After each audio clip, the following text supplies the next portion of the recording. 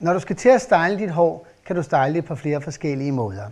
Et kort hår som her er det vigtigt, at der kommer noget struktur og noget hold i håret. Og herfor kan det anbefales, at man går ind og bruger en salt water. Saltvandet, som den også kaldes, er meget vigtigt, når man bruger den, at man ryster den, inden man starter med at påføre den til håret. Ofte vil man se et hår som her, at der er mange af jer, der kender til denne her flade og lidt irriterende hvirvel. Og herfor er det vigtigt, at man får hele produktet godt ind i håret, også hvor hvirvlerne er.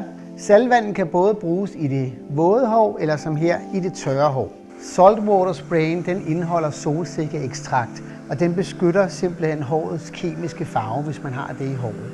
Det er der ikke her, men til gengæld så fører solsikkeekstrakten også glans ind til håret. Så derfor er det et rigtig godt produkt at bruge, hvis man både vil have noget hold og noget glans i håret samtidig. Når vi er færdige med at fyndtørre håret, så kan man godt fornemme, at håret har fået noget meget mere tekstur.